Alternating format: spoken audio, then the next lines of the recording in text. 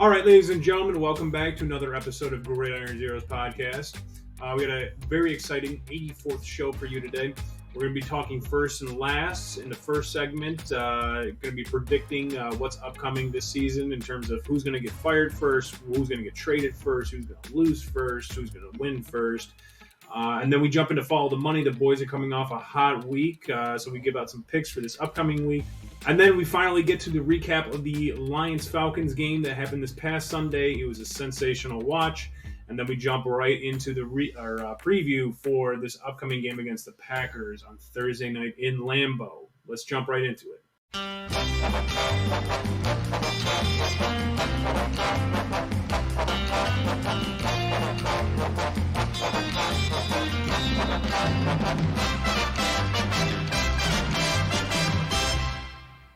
Okay, Al, week 3 has come and gone. It's been a juicy 3 weeks through the start of the season.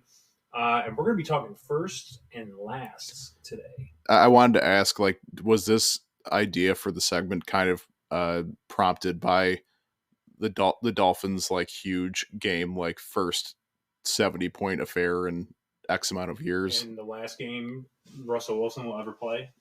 That's a twofer. Yeah. So we're going to be talking which coach we think is going to be fired first, which winless team will be the last to get their first win, what undefeated team will be last to get their first loss, what superstar is going to be traded off their team first, and which quarterback is going to be benched first. The caveat with that one is the obvious choice. Zach Wilson is off the board because he is technically not a starter. He is a backup. So even though he should be the first one to be benched. Even though he is the most obvious choice. All right, Al, why don't you kick us off? Let's start with the coaches.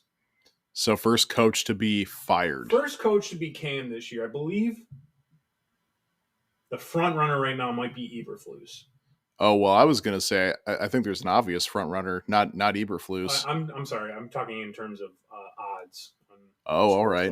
Well, I would assume that he is. That's still surprising to me because I think the number one hot seat coach to be fired candidate, so first to be fired, Brendan Staley. Yeah, that's who I have down. Because they're a team who's expected to go make a Super Bowl run, and right now playoff run. But they are nowhere close to that. No. Extremely. They get their first win this past Sunday against the Vikings, 28-24. They make a very questionable call that doesn't go their way at the end of the game, where they have, I think, 4th and 1 on their own 33 or so. They go for it. They don't get it. He does a fullback dive on a team where you have Justin Herbert. That's the number one thing. If you're 4th and 1 and you have a generational talent at quarterback, how are you not putting the game in his hands? It's the inability to use the talent that he has on his roster in the right way, which, you look at Mike McDaniel, and we're going to be probably giving him his flowers a lot on this show, as is everybody else. Yep. But you look at him and other successful coaches in the league, they optimize the talent on the roster. They use them in ways that are, this player is good at this quarterback's good at this, we should scheme this way, let's adjust to do this. You don't see that with Brendan Staley. He's got a plethora of talent on both sides of the ball, even though they lost Mike Williams for the year. Shocker. First Chargers receiver to go on IR. Yep. You don't see those those adjustments and that fluid coaching. It's just it's not working. And I know they got to win, but to me, he's on the hottest seat right now, just because of the expectation that this team has and Justin Herbert getting paid, this defense. There's no reason for it. They should not be 1 and 2, probably staring down the barrel of under 500 by midseason. Running back real quick to Mike Williams, speaking of Chargers wide receivers, another thing to note is that Keenan Allen had about 200 yards in that game, which really just, again, begs the question, if you have 4th and 1, A, how are you not putting the ball in Herbert's hands? B, how are you not – I mean, even if you're not going to Keenan Allen, you have to run a decoy or something because he's been killing that defense all fucking day. I don't know. It's ridiculous. So I had Brandon Staley down. He was my first and foremost choice. I've been out on that guy ever since last year's playoffs. I will say on Eberflus though, because you kind of briefly touched on him as a possible person as a favorite. I do have a backup too. He definitely is someone that you can make an argument for just because of how quickly this thing is becoming nuclear with the Bears. It is. My God, is it becoming nuclear? We were sitting here in the beginning of the season, maybe like the early preseason, kind of thinking, hey, maybe they might get a couple more W's than last year. Maybe they'll do some nice things and maybe they'll grow. But it has been a very, very bleak beginning to the season for them on multiple levels. And he would also be a guy that I would not be surprised if I checked my phone in 20 minutes from now and he was fired for some reason. How about this one, Al? Josh McDaniels. I like that pick too, but I think they have to stick with them this year.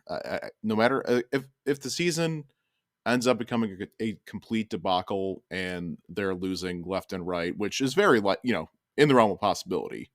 I think maybe we start talking about that, but right now I don't think there's any way they can pivot off him. This whole roster and this whole staff is like so built for a Patriots Josh McDaniels system that they are going to be fucked if they don't have him running the show, as bad of an option as it is. You also have guys quitting on him now too, by the way. Sunday Night Football, 4th and 4. They're down by 8. It's 4th and 4. I want to say on the Steelers' 12-yard line, 13-yard line. They were in the red zone, and it's 4th and 4. They're down by 8.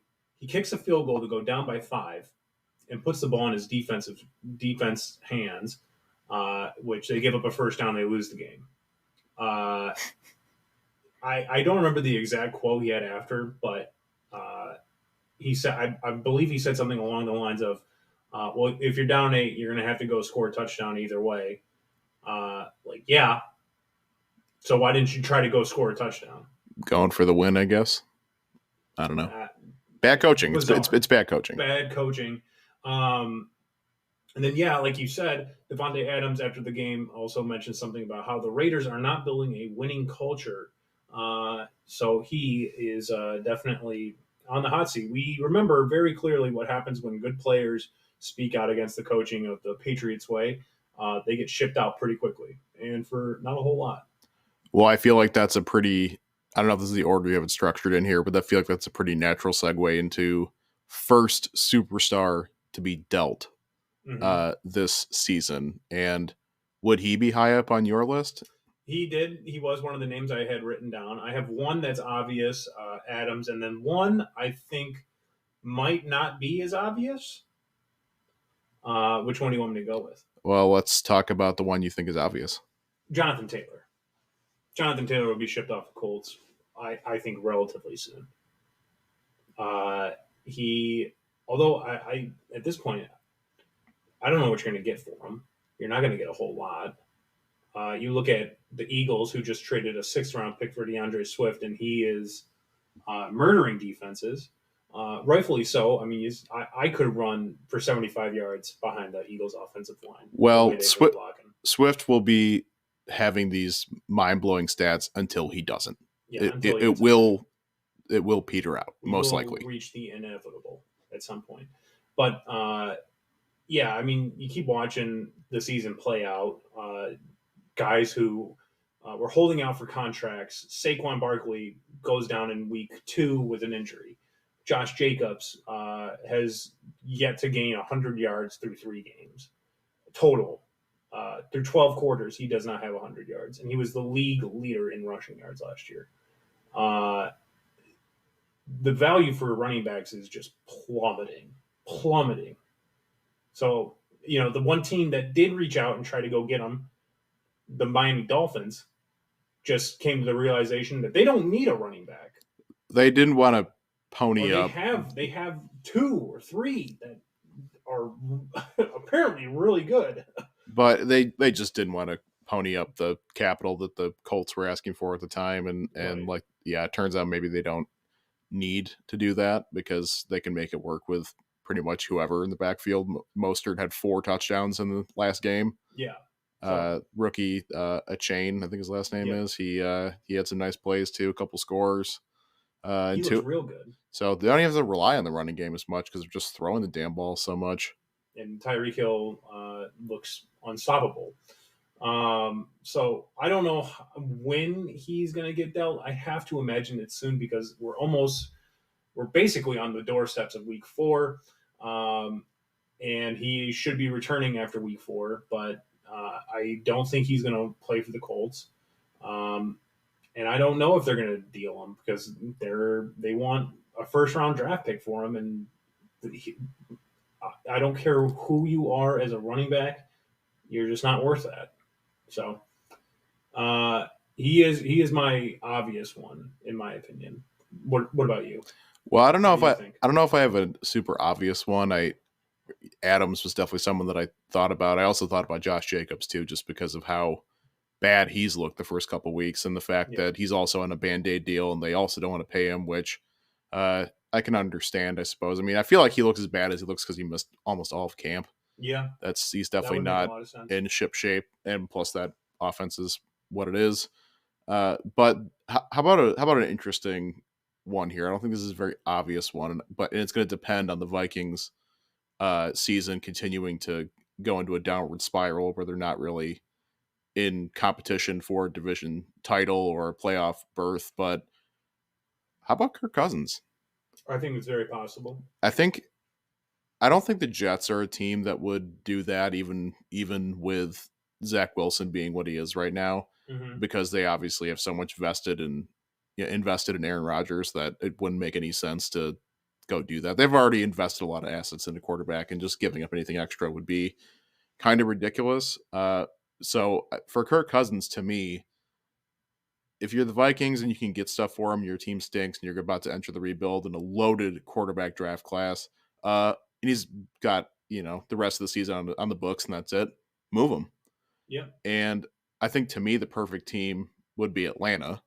Oh, interesting. Because Desmond Ridder sucks. Desmond Ridder, who we'll talk about, looked awful, and he's clearly got a ceiling. And Atlanta is a team that they're not perfect, but they definitely could be in the conversation for that division. Yeah, I would agree with that. Well, so a guy like Kirk Cousins could put them in a spot where that looks realistic. So for superstar, he would be kind of a guy that pops into my mind as someone, just watch how the Vikings are doing, and maybe some team will get desperate. They feel like they got a window to go do something. Kirk's got the rest of the season on the books, and then he's out, and you go from there. But the Vikings are going to have some tough decisions to make if they keep losing. You want to hear my not so obvious one? Sure. Justin Fields. Yeah, I don't know. I don't know. The rationale being the Bears fucking suck. But without him, honestly, yeah, 100%. They're without him, 0-17 without him. Like even with him, they look 0-17. They look putrid. Eberflus did not draft this guy. I know that. I think Ryan Poole is not there anymore, right? No, they fired the GM last year too with Nagy. Some new GM. They didn't draft Justin Fields. If they get to like 0-6, why? I mean, like, why not? Because you're going to tank for Caleb Williams anyway. Because it's a question of, and Trey Lance is a bad example because the 49ers traded him for a bag of potato chips essentially. But like, I think if Fields really struggles, that continues to really struggle, the market for him is going to be, not that there's teams not interested, but you're going to get nothing for him. Yeah, 100%. I mean, you're not going to get a whole lot. And he's also not going to go start anywhere else unless it's another. Unless it's another 0-10 team. I could see the Jets training for him. I just don't think they're I don't think they're going to do anything else. I think if any other quarterback moves they make are going to be like, let's go sign Joe Flacco, Carson Wentz. But I mean, I'm looking at it from a franchise standpoint, right? You've given Justin Fields, this is now his 3rd year. These two guys did not draft him. They have no loyalty to him. It's not working out. You have a clear and obvious first overall draft pick in Caleb Williams coming up in the next year. If you are trending towards the first overall draft pick, why would you once again trade out of the first overall draft pick and run it back with Justin Fields when obviously it's not he's working done. out? He's done in Chicago, Yeah. like for sure. I think like he would have to have a pretty miraculous turnaround for it to be like the Bears not to take one of those top guys. Yeah. So I think it's already over. Yeah, so I could easily see Justin Fields being shipped out too. Did you have one more? What's our next category here? Last team to get their first win on the season. I think this is actually a perfect segue. Last team to get their first win. Yep. So the team that goes the longest winless. It's funny. This time last week, I probably would have said the Cardinals. But they're a bit scrappy, aren't wow. they? We have 4 teams. We have the Carolina Panthers, the Minnesota Vikings, the Chicago Bears, and the Denver Broncos. Oddly enough, those 4 teams, 2 of them will play each other this weekend. You have the Vikings and the Panthers, and the Broncos and the Bears. I probably phrased that incorrectly, but why don't we pose this question again? But let's omit the Bears because I feel like they're the layup choice right now. But of the Broncos, the Vikings, and the Panthers, who do you think is the last one to get their first win? The Panthers. I think Minnesota's going to beat the Panthers this weekend. I think Denver's going to beat Chicago this weekend. I think the Panthers are struggling. Their defense is not playing bad. They've gone up against a couple good opponents. They've gone up against the Saints in primetime. They've gone up against Atlanta, and they've gone up against Seattle. They hung with Seattle for a little bit, but it ended up just getting away from them, and that's with Andy Dalton throwing the ball 60 times. How weird is that the last 4 teams without wins are all playing each other? It is very odd. That's very strange. But I think Minnesota is like right on the fringe of getting their first win. I think they should get it this weekend against Carolina.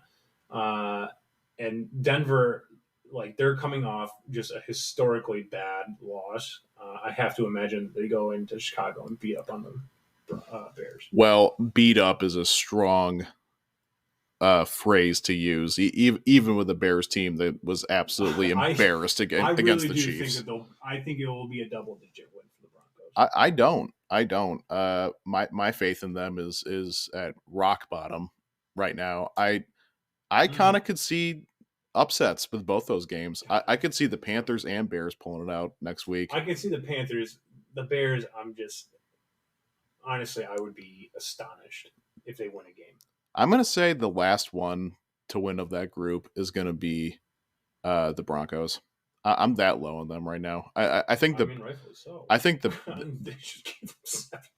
they gave up 70 points to the Dolphins in a historic fashion.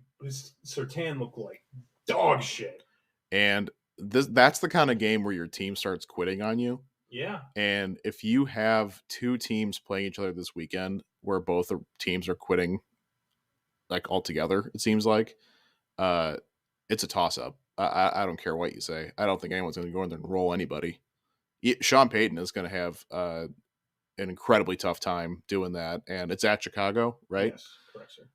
I'm thinking the Bears might edge it out. I don't know. I think Justin Fields could do some wacky stuff and maybe get them a win. I just don't see it with Denver, and the Minnesota Panthers game is kind of a coin flip to me. I would agree. That game is much more of a coin flip to me, but we are on opposite sides with Broncos and Bears. All right, what about undefeated teams that you think will last the longest? There are only 3 undefeated teams through 3 weeks, which is really shocking to me. Usually there's a couple, right? So we got Dolphins, Eagles, and Niners. I'm going to stick with my guns here. I know that the Niners are going to be the longest to last here. The Eagles have the Commanders at home.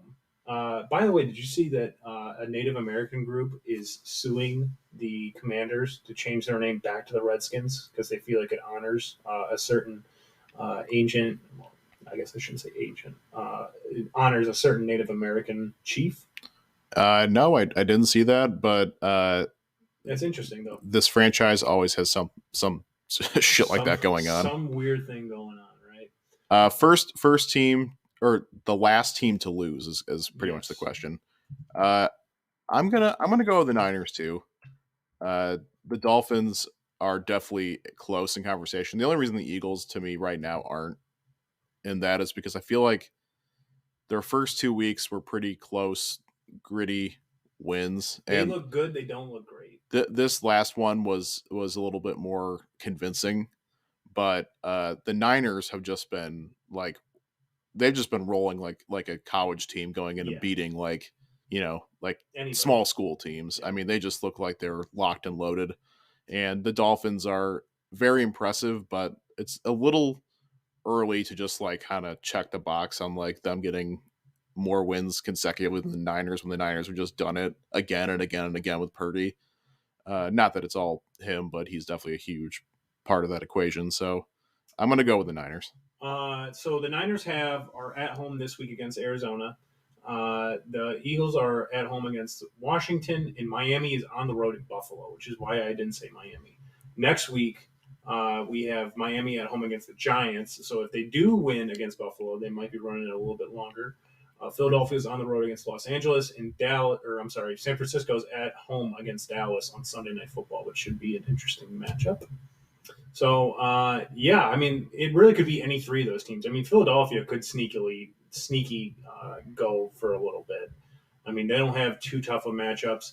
The week after that, they're on the road in New York against the Jets. San Francisco's on the road against Cleveland, which should be an interesting matchup in Miami. Where's Miami? Dead air. They're at home against Carolina. So it really could be any three of those teams. All right, last one. Which quarterback's going to get benched first? The caveat being you cannot say Zach Wilson because that is just way too obvious. Couple options here. Ryan Tannehill. That's an option. Russ. There's no way Jimmy G gets benched. He's kind of circling the tires for me. I don't know. Devontae Adams had too good of a game. Fields.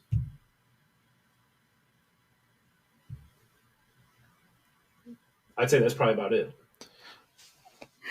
This is a tough one. Well, actually, there's one very clear one that you forgot. Oh. And I think is the first one to go down. Oh. Desmond Ridder. Oh. Who's their backup? Heineke. Oh, wow. Not that he's a massive upgrade. He is. But he's an upgrade. He's better, in my opinion, 100%. It kind of just goes back to what I was saying about them maybe being in the Kirk Cousins market if the dominoes fall the way they fall. They're just too talented of a team to let Desmond Ridder be as limited as he is. I mean, maybe I'm just coming off of a high of the Lions game and slamming the Kool-Aid, but I feel like he wasn't looking too special before then either. No. I mean, he had a good comeback against Green Bay and then a win against Carolina, who's 0-3. They're 2-0 at home, 0-1 on the road. They're tied for the division right now with New Orleans and Tampa Bay, but I agree. I do not disagree with that one at all. I did have Russ down just because that is I feel like you have to do something Sean Payton, at a certain point. At this point, Sean Payton fucking hates Russell Wilson. Which is a all too common opinion of that guy. So I don't know. One more note on this particular scenario or topic, I guess. How interesting is it that we're sitting here at week 4, and on that list of people we just mentioned, Baker Mayfield's name did not come up. That is very interesting. Baker has played pretty decently. I gotta admit, I mean, I've always kind of been a Baker enthusiast, but I got to admit that this is a really good fit for him right now. I think so too. The fact that he's always been the guy who plays with a chip on his shoulder, and this is a team that has that kind of identity right now because now that Brady's gone, no one takes them seriously. Yep. Look, they're 2-1, and they lost to the Eagles. Raymond James. Wasn't a pretty game. No. But, like, they weren't completely embarrassed, and they were hanging around. And I agree with that. That division is wide open. The NFC, there's wiggle room. It's just been a pretty good fit. I'm surprised it took so long during the preseason and camp to just start rolling with Baker. I don't know why it took so long with, like, the competition with him and Trask and everything. It seems like this is a pretty good match so far. So just a quick aside, but it is very shocking. I mean, I had them easily the worst team in the NFL this year, except maybe Arizona. So it's shocking that we're also not saying Josh Dobbs. Well, they got no one to pivot to. Also, he's not playing that bad. No, he's all right. Speaking of the Arizona Cardinals, let's jump into Follow the Money. Okay, Follow the Money. Let's recap last week real quick. I had the Jacksonville Jaguars -9. Shocker, they lost outright. The under in Thursday Night Football of New York Giants in San Francisco, under 45. Thank you, San Francisco. And then I put my nuts on the table. Arizona +12.5, who fucking won outright against Dallas. How about that? How about that? I'd say maybe the biggest upset of the year. Oh yeah, by far. And I'm so glad it came when it did because I'm so glad that we're back down to earth with the Cowboys a little bit. Yes, because 100%. My God, I cannot handle when the nation is slamming Cowboys Kool-Aid. I cannot handle it. It's never good. Al had the New Orleans Saints +105. Fuck that kicker for missing that field goal. That was some bullshit. Son of a bitch. He had KC -13.5 at home against Chicago. Never in doubt. Easy money. And then the under in Detroit and Atlanta at 47. Also never in doubt. The lock of the week was over 54.5 between Minnesota and Los Angeles. Just a brutal loss there as Kirk Cousins throws an interception, which I would say was not his fault. At the 2-yard line, they also really fucked up the timing on that one. Could have spiked it with like 20 seconds left. Instead, they were on a play with like fucking 7 seconds left. So not good. As tragic as it is that it was that close, I do have to ask, at what point do we stop calling it the lock?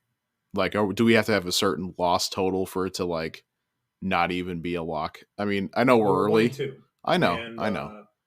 I'm not pointing fingers or anything, but I'm 0-2. You know, I know, but it was a better selection than last week. Let's get back this week, and I'll go back to the drawing board a little bit with my picks here. I'll say if we end up going 3-3 and I'm 3-0 and you're 0-3, you might lose privilege. Yeah, we'll just go with Lucas's lock of the week. Yeah.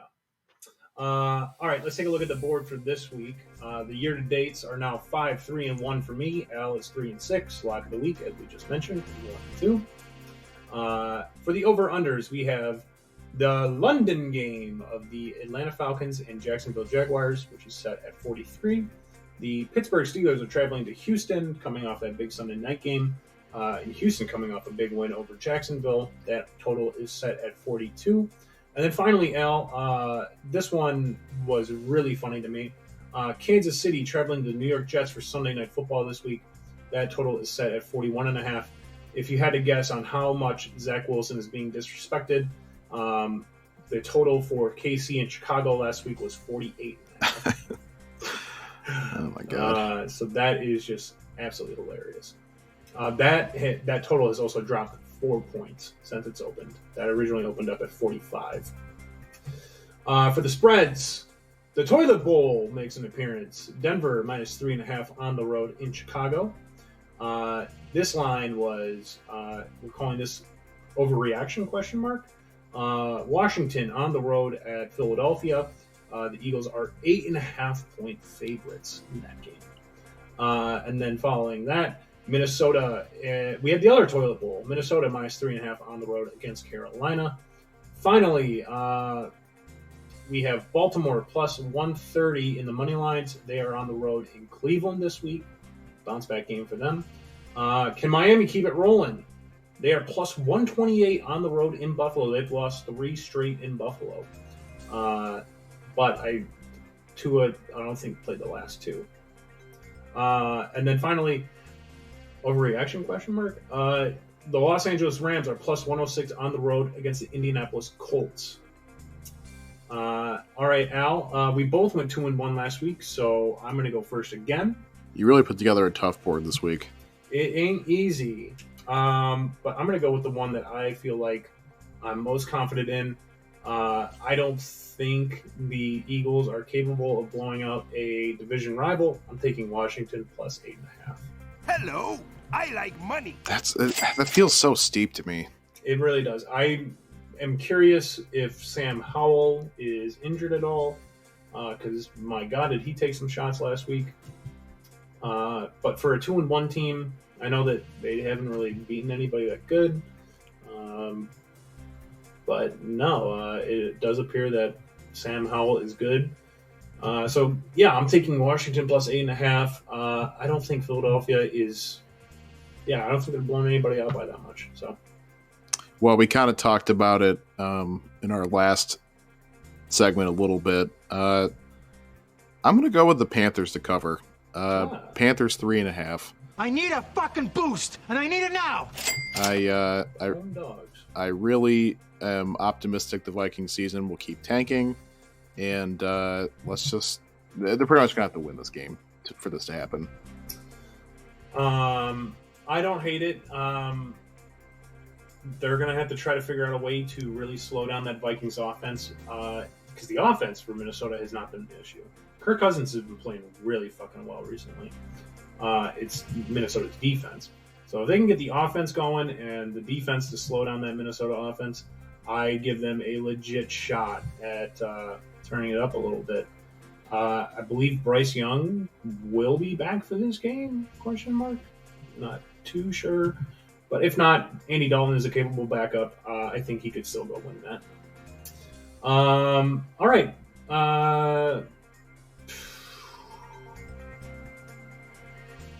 I'm going to put my faith in this team. Like I did in week 1. Miami money line. Okay. I think they go into Buffalo. I do not think... I think Buffalo's been running a little too hot. They're due for a stinker like they did on Monday night. That'd be especially brutal considering it's another division opponent. Yep. I don't think this defense is going to be able to slow down that offense. They did hold Tyreek Hill to, I think, like 2 catches the last time that him and Tua played at the same time. But that was also, I think, when Tua took his first concussion. So we'll have to wait and see about that. And I think Waddle will also be back for that game. So, sounds like he will. Yeah. Which also, pure insanity. They did that last week without Waddle. Like the 3rd best player on that team, probably. All right, Al, board back to you. We're going to do an over. We're going to go with the over in the Falcons-Jaguars game. Give me money. Money me. Money now. The London over. It's a squirrely start time, which always... I feel like it usually swings the pendulum one way or the other. It's usually low scoring or high scoring, I feel like. Yeah. I don't know. Jags need to rebound off of a game that was a take care of business game for them, and they did not do that. No, they did not. Falcons also need to rebound after a loss in Detroit. They have some wiggle room, but they need to get moving and bounce back after a pretty embarrassing effort on offense last week. So give me the over. No, I wouldn't call this a letdown spot. But Indianapolis Colts coming off a big win over Baltimore. The LA Rams coming off a loss against Cincinnati. LA has now lost 2 straight. But I think LA can beat Indianapolis. Maybe Anthony Richardson comes back and that defense starts getting to him a little bit. Aaron Donald is a big, scary guy. So give me LA plus 106 on the road in Indianapolis. Don't hate it. I don't hate it. Line picks this week, ladies and gentlemen. I'm going to kind of copy you in a different category here. I'm going to go with another spread, or sorry, another over/under here. Let's go with the over in the Chiefs Jets game. I think the Chiefs are capable of. I know it's a really good defense, but I think they're capable of putting 24 plus up by themselves. And if the Jets can score, 2 scores, we got a game. Put a lot of faith in the Jets. I know the Chiefs defense has been playing really well too. I mean, they've been much improved from the last couple seasons. But you have Mahomes, and the Jets do have a lot of weapons. I don't know. I just feel like this is a sneaky game that I think a lot of people are going to be probably betting the under on. But when you got Patrick Mahomes in there, I feel like it's never a safe bet to do that. I mean, they're driving it down real quick. I mean, they've lost 4 points since Sunday. If the Bears are able to put up 10 on the Chiefs offense, and the Chiefs put up 41, yes, which against a god awful Bears defense. Yeah, Jets defense is probably the biggest bugaboo in this whole equation. Honestly, they have not been sensational this year, and the wheels are falling off. Yeah, and the wheels are falling off pretty quickly for that team. So I think you'll get more than 24 out of the Chiefs, and I think you'll maybe be able to get like 6 out of the Jets. I think they can at least push 10. I mean, one ground and pound touchdown with Cook and Bryce and Breece Hall. They don't do that. I know. They don't do that anymore. Look, they got to pivot. They got to pivot quick here because it ain't working. No. So they need to put some points up. Poor Mr. Salah is losing the locker room pretty quickly here. You hear about the shit that Joe Namath was saying? Oh yeah. He sounds like one of us doing like these, Homer pods. He's dog water. No, that's nonsense. That's garbage. Okay, speaking of dog water, let's talk Falcons Lions. Let's go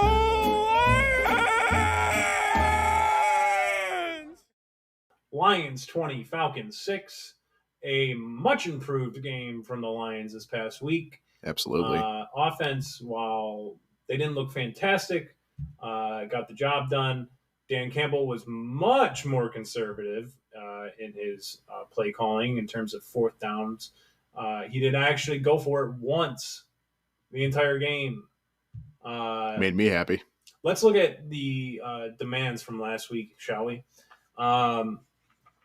We asked that they control time of possession. The time of possession was 32 minutes and pause. Basically 33 minutes to 27 minutes in favor of the Lions. We asked for 60-40. I'll count it. I don't know if it's real. It's real close. It's real close. It's over 50%. So we'll count that. Less than 125 yards passing. Desmond Ridder, while he finished with 200 yards throwing, technically he finished with 139 passing yards because he was sacked 7 times for a loss of 62 yards. Incredible. So while they didn't reach 125 yards, we'll give it to them for having 7 fucking sacks in the game. 100% 4th down conversion. We'll give it to them because they didn't go for it at all on 4th down the entire game. No turnovers. Unfortunately, they did not get there. Jared Goff with 1 interception. Back-to-back games for Goff. That has to be the first one in a while. Probably dating back to their losing streak last year. And then Marvin Jones, 40 yards. I think that was 4 catches and 40 yards. Marvin Jones, I don't believe, was targeted in the game.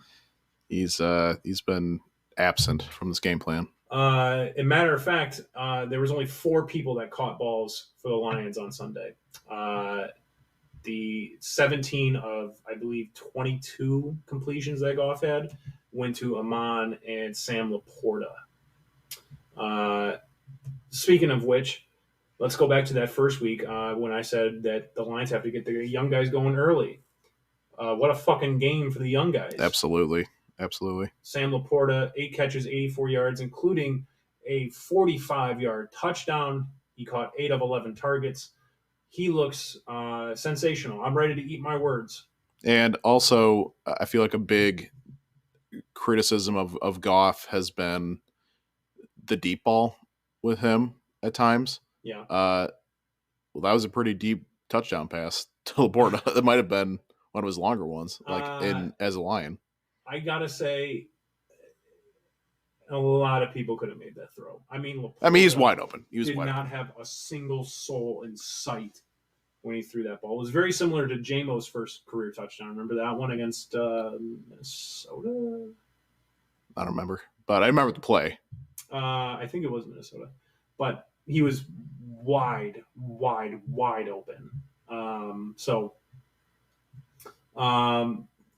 He did also have another one to Khalif Raymond, aka Kenny Raymond, earlier in the game that he missed. That was a little bit of a tighter window. So I don't know. I'm still not fully sold. I didn't think Goff had the greatest game. I thought he missed some throws. That pick was not great. But all in all, it's a Detroit Lions win. His rushing touchdown was sensational. That was really fun to watch. Yeah, that was awesome. Shout out to that ball was kind of close to our section, which is I feel like it was headed in that direction. Maybe if you had a little more cannon on there, could have gotten up there. But Jahmyr Gibbs, 17 carries for 80 yards. His longest was 21 on the day. He had one catch for 2 yards on 2 targets. So Gibbs, again, not the greatest game, but he averaged roughly 5 yards a carry, which is good. The advertised Gibbs versus Robinson Bowl was not all it's piped up to be. I would agree. It's a great segue into our defense, which, holy shit. We had 7 sacks, 11 tackles for a loss. We had 7 pass deflections. We had 8 quarterback hits on the day. Jack Campbell gets his first career sack. He finished with, 6 total tackles, 3 solos. The sack, 1 tackle for a loss. Good game from Jack Campbell, but let's get to the point here. I mean, this son of a bitch, Brian Branch, is one hell of a football player. His pass deflection on Kyle Pitts in that one where he was fully extended was sensational.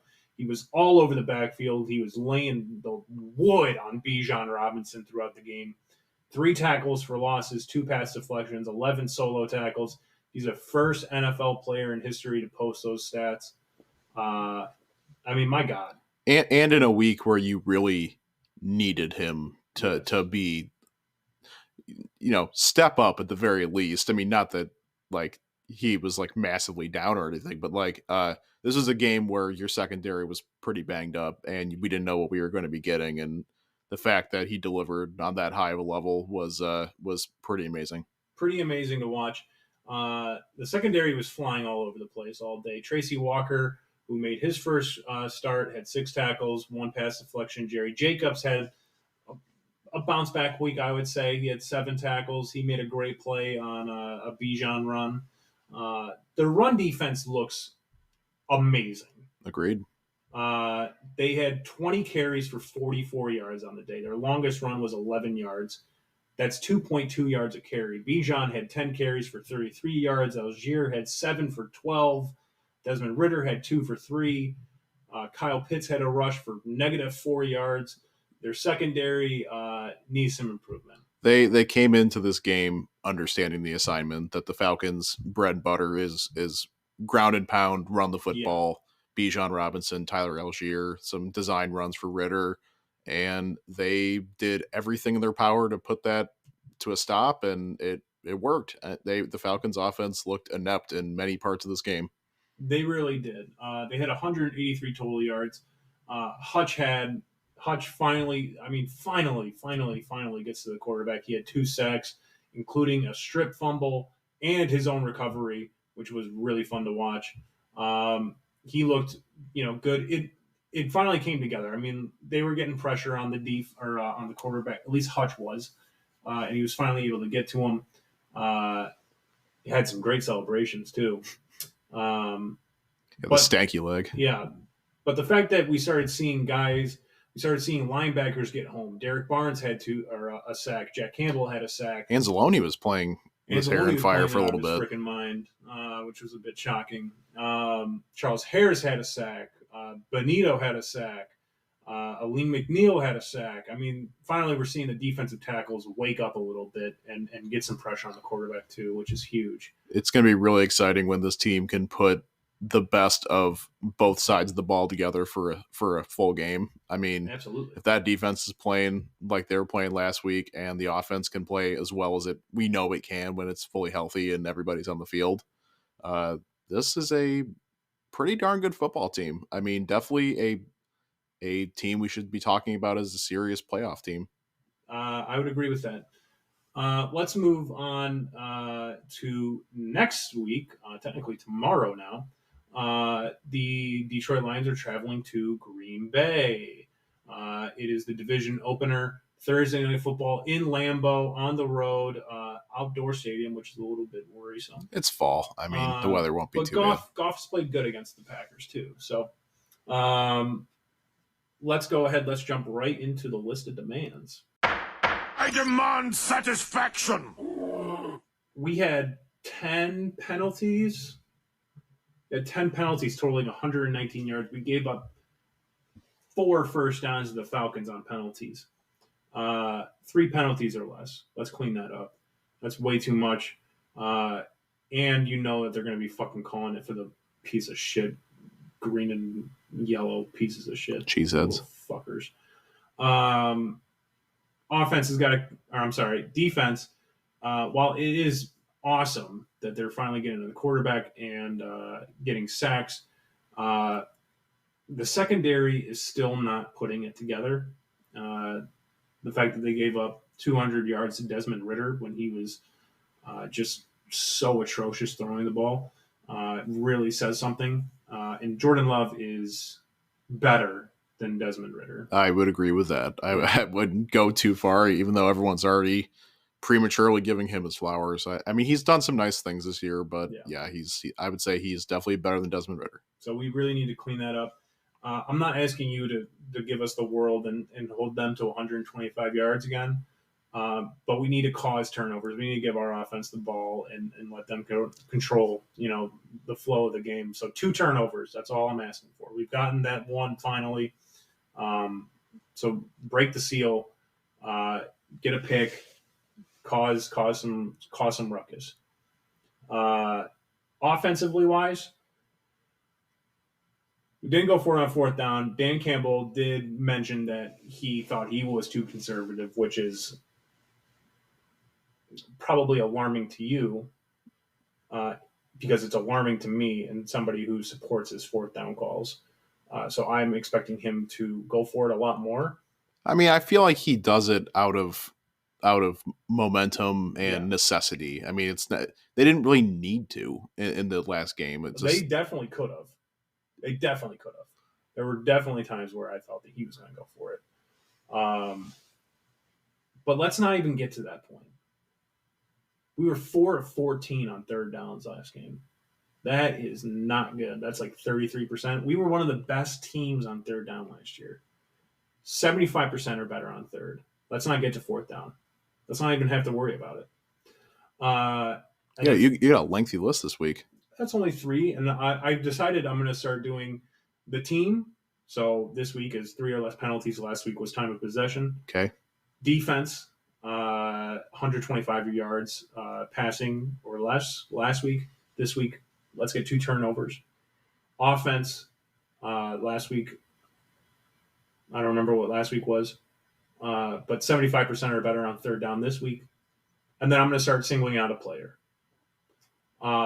And when I say singling out, I don't necessarily mean like somebody who's been playing bad. Not in a negative way, necessarily. Not in a negative way. But this week, let's keep the momentum going on defense and through our best player on defense. Hutch, 2 sacks. Get some more sacks. Keep getting to the quarterback. Keep his momentum going, because if he's playing good, he's going to draw more attention and more attention and more attention, which is going to free up the other guys to go out and make some plays. I think that point kind of pivots into my lighter demand, or maybe not a specific demand, but on the whole, I think this game is really going to depend on them pressuring and shutting down Jordan Love.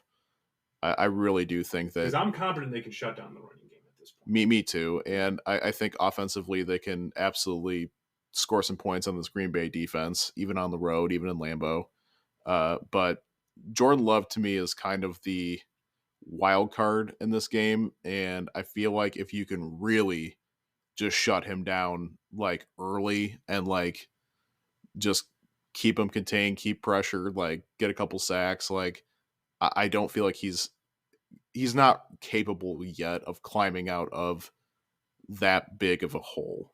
So to me, that's kind of where it all starts on defense, and just go do work in every other area. So what's the demand? Pressure to Jordan Love, I suppose.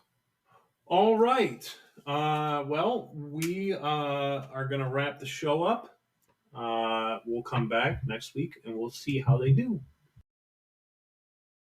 Okay, ladies and gentlemen, that's going to do it for us. Thank you again for listening to another episode of Gridiron Zeros podcast.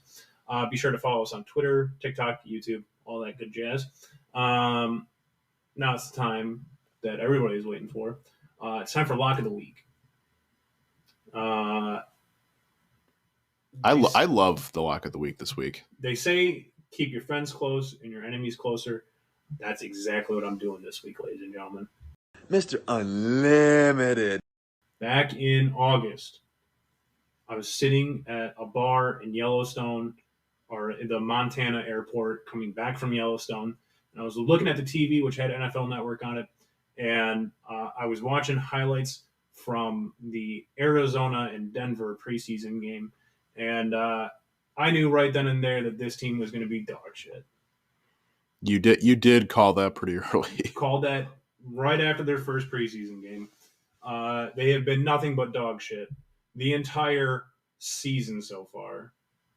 They get a layup this week. They get the Chicago Bears, who have also looked like unbelievable dog shit through 3 games. It's in Chicago. I don't think that will matter. I think these Bear fans are dying to give up on this team. It is a joke of an organization. They have no idea what they're doing. So here's the lock of the week. Russell Wilson has thrown 2 touchdowns, at least 2 touchdowns, in 2 out of 3 games this year. I think Sean Payton is putting him in a position to fail. I think Russell Wilson is actually doing the opposite. I think he's playing much better than he did last year. Lock of the week is Russell Wilson over 1.5 passing touchdowns. It's plus 110 on DraftKings right now. I think this should hit by a mile. But it's a lock. That secondary on Chicago is god-awful. They just gave up 41 to the Chiefs. Mahomes was doing whatever he wanted all day. I think their passing offense in Denver is good. The one game that he didn't throw for 2 touchdowns was last week against Miami, and they were getting fucking duked on from the start to the finish. Full 60 minutes, they were getting shit on. So, lock of the week, Russell Wilson over 1.5 passing touchdowns against Chicago. That's Feel like 110 on DraftKings. Feel like I kind of made my thoughts on this game known earlier in the show. I think this might be a sneaky upset. Well, if you can even call it that, because they're both pitiful. They are both pitiful. But I think the Broncos have like a deeper fire. I mean, they got embarrassed. And I think the defense will play a lot better. My one worry is that they go up and Russell Wilson only throws 1 touchdown. They go up by like 28 early. And they just sit on the rock for the rest of the game. I don't know. But Sean Payton might want to light them up after last week. So who knows? All right, that's going to do it for us. Oh, sorry. One last note. Mm-hmm. Until now, this podcast didn't mention once that Taylor Swift was in attendance at the Kansas City Chiefs game. That is true. We did not make any mention of that the entire show. Your thoughts, your takeaways. Was it worth the NFL posting 23 times within like an hour span about it? So much so that where the comments were like trolling it. I'll say, like, in the moment, it was really funny, and I couldn't get enough of it. Now it's like, all right, it's cool, but let's not get carried away. Man, you got more enjoyment out of it than me because I was sick of it. I was sick of it immediately. I thought it was so sick of it. Funny that she was sitting right next to his mom, because like it's just been rumors to this point. But if you're meeting the parent already, I mean, that's really early on. I also thought it was really funny how when Travis Kelce scored, she like fucking screamed, "Let's fucking go," and was chest bumping another guy next to her. I thought it was really funny in the moment. All right, I've had enough talk about it. Let's move on. Okay. Let's move on with our lives. She was there. It's great. I can't wait. I can't wait for the next album. It will be called Seeing Red. Even though she already had red. All right. Oh, yeah, Seriously, we're done. No more of this. Okay. We'll catch you on the next one, ladies and gentlemen. Make good choices, good decisions as always. And yeah, we'll catch you on the next.